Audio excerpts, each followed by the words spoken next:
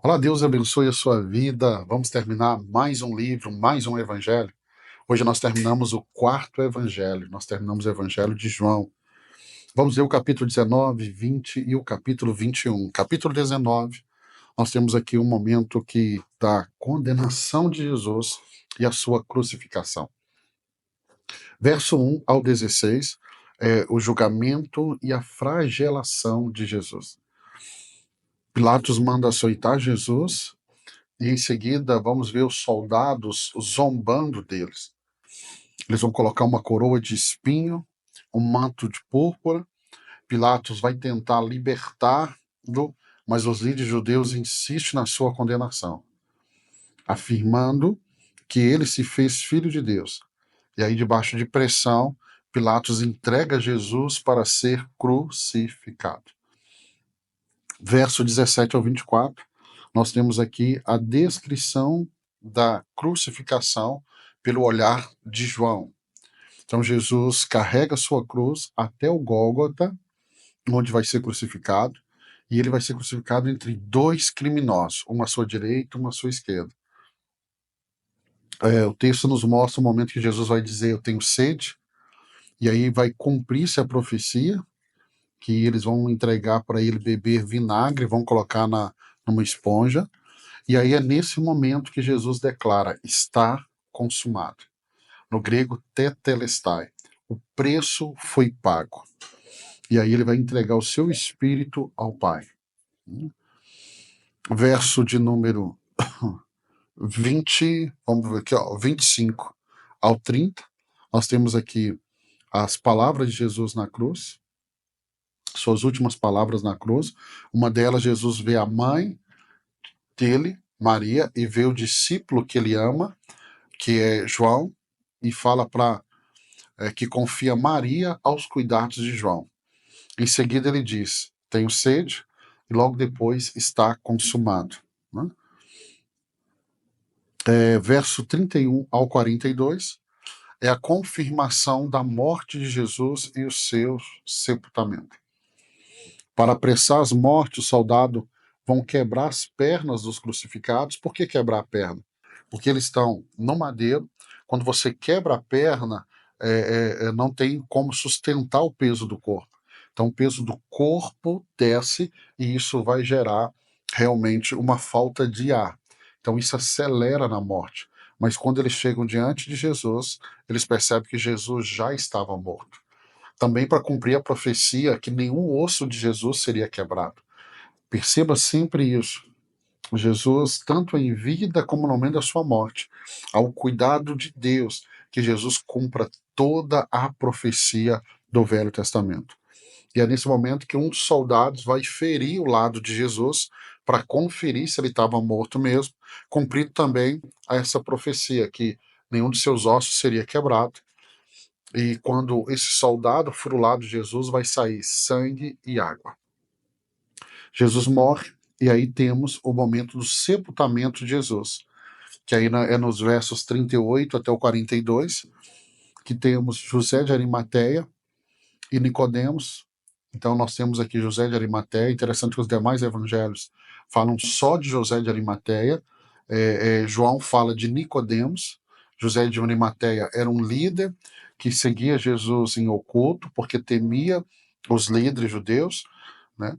Nós temos aqui, além dele, nós temos Nicodemos, que é aquele que lá no capítulo 3 procurou Jesus à noite, que aqui no meio do evangelho já estava se posicionando em meio aos líderes sobre Jesus, e aqui ele vai participar desse momento tão importante que é o sepultamento de Jesus. Aí chegamos no capítulo 20. Capítulo 20 narra a ressurreição. Capítulo 19 aconteceu na sexta-feira. Capítulo 20 vai acontecer no domingo, domingo de ressurreição. Verso 1 ao verso 10, o túmulo vai estar vazio. Nós temos aqui a visita de Maria Madalena, né, que vai chegar ao sepulcro e vai ver a pedra que tampava o sepulcro removida. Então ela chega no primeiro dia da semana, no domingo, encontra o túmulo vazio e ela vai avisar Pedro e João que vão correr, Pedro e João correr até o túmulo. João chega primeiro, A explicação é simples. João era o mais novo, era um garotão, então chegou mais cedo. Pedro entra e vê os lençóis deixados de lado. E aí ele testemunha que Jesus havia ressuscitado. Do verso 11 ao verso 18, Jesus vai aparecer a Maria Madalena. Ela encontra Jesus próximo ao túmulo, mas inicialmente ela não vai reconhecê-lo. E ao chamá-lo pelo nome, ela percebe que é Jesus. E aí Jesus a instrui a anunciar sua ressurreição aos seus discípulos. Verso 19 ao 23 é a aparição de Jesus aos discípulos. Na noite do mesmo dia, Jesus vai aparecer aos discípulos, né? Jesus aparece aos discípulos que estavam reunidos de portas fechadas por medo dos judeus. Ele sopra sobre eles o Espírito Santo e envia eles em sua missão, dando-lhes autoridade para perdoar pecados. Esse momento é um momento muito importante. E nós temos aqui, verso 24 ao 29, é o momento da dúvida de Tomé. Nessa primeira aparição de Jesus, Tomé não estava. Por que Tomé não estava, nós não sabemos. Ele não estava. E aí, 8 dias depois dessa primeira aparição, porque os discípulos falaram com Tomé, olha, o mestre esteve aqui. Tomé vai dizer, se eu não ver ele com os meus próprios olhos, se eu não tocar na mão e tocar no lado, eu não vou crer. Então Jesus volta agora, e Jesus volta para aparecer para Tomé. Por que o alvo é Tomé? Simples. A própria Bíblia já diz, quem crer será salvo. Tomé não estava crendo. Tomé estava perdendo a salvação. Jesus volta para trazer Tomé de volta, para Tomé ser salvo. Porque se Tomé permanecesse incrédulo e morresse incrédulo, ele não seria salvo. Vamos para o capítulo 21. Capítulo 21 termina o Evangelho de João. O capítulo 21 é o momento da restauração de Pedro, né, e o chamado para seguir Jesus. O verso 1 ao 14, nós temos a pesca milagrosa e o café da manhã com Jesus. Jesus tinha dado o recado por meio de Maria Madalena, que os discípulos deveriam aguardá-lo na Galileia, e agora eles estão ali junto ao mar da Galileia. Pedro decide pescar, os discípulos vão juntos e eles não pegam nada. Quando Jesus aparece na praia, Jesus pergunta se eles pegaram alguma coisa e eles vão dizer que nada. E aí Jesus instrui a lançar a rede do lado direito do barco, resultando em uma grande captura de peixe. E aí eles vão reconhecer que era Jesus. E eles vão se aproximar. E quando Pedro é o primeiro a pular na água, ele chega na praia, ele ajuda os outros discípulos a tirar os peixes, e aí Jesus convida eles para comer, porque já havia ali na brasa uma comida preparada para eles. Verso 15 ao verso 19, nós temos a restauração de Pedro. Pedro negou Jesus 3 vezes. Agora Jesus vai restaurar Pedro, perguntando a Pedro, mais uma vez, se Pedro o amava. Esse texto é muito interessante. Deixa eu abrir aqui em uma das Bíblias para me te explicar esse texto, que é muito interessante.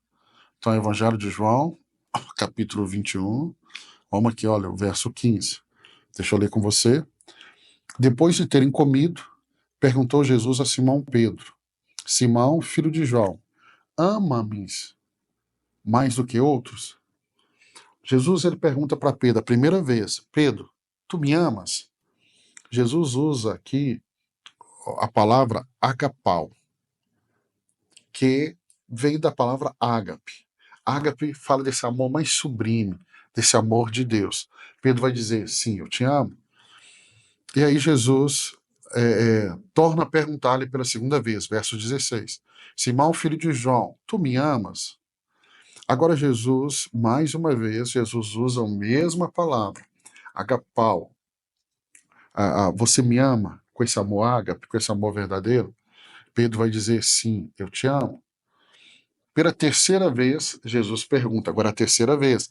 Lembra que Pedro negou Jesus 3 vezes? Agora, pela terceira vez, ele diz: Simão, filho de João, tu me amas? E agora, na terceira vez, Jesus não usa a palavra ágape, esse amor sublime. Ele usa a palavra filio. Isso não é assim, esse amor tão alto como ágape. É um amor assim de carinho. É um amor assim de gostar. E aí, a Bíblia fala que da terceira vez, Pedro entristeceu-se por ele ter dito pela terceira vez. Não é só pelo fato de ter dito pela terceira vez. É porque agora Jesus tira esse amor que está aqui em cima e joga aqui embaixo. Você me ama como um amigo? Você me ama? Você tem afeição por mim? Pedro entristece. E aí Pedro vai dizer: Tu sabes que eu te amo. E o que temos é Jesus dando uma ordem para ele. Nas 3 vezes, apacenta as minhas ovelhas. Apacenta as minhas ovelhas.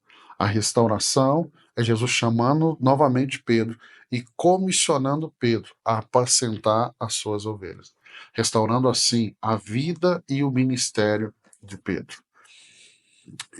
Verso 20 ao 23 é o chamado para seguir e o futuro de Pedro e João.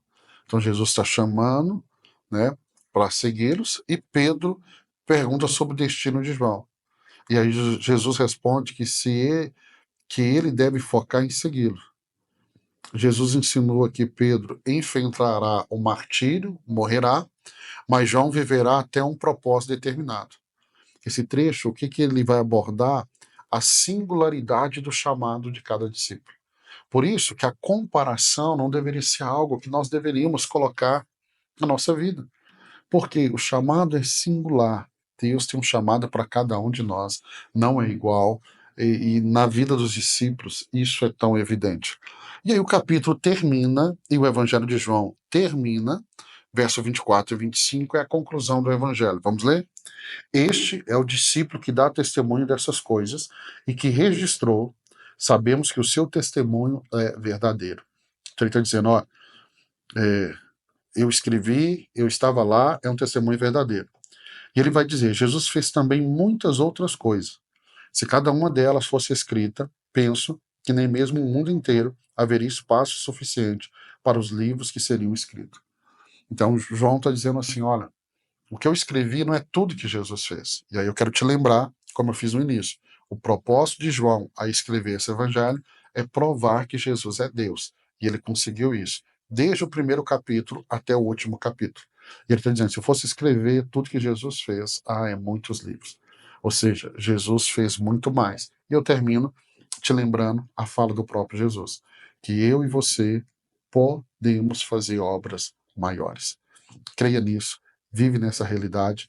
Parabéns por terminar mais um evangelho, parabéns por terminar mais um livro. Nós avançamos e amanhã, se Deus permitir, nós vamos estar juntos aqui para começar o livro de Atos dos Apóstolos. Ou seja, agora vamos mergulhar na história dos apóstolos e do Espírito Santo, porque vamos ver amanhã Jesus subindo aos céus e o Espírito Santo descendo. Esse é o único livro histórico, Atos, que nós vamos começar ele amanhã, se Deus assim permitir. Deus abençoe sua vida mais uma vez. Parabéns por terminar mais um evangelho, mais um livro. Deus te abençoe.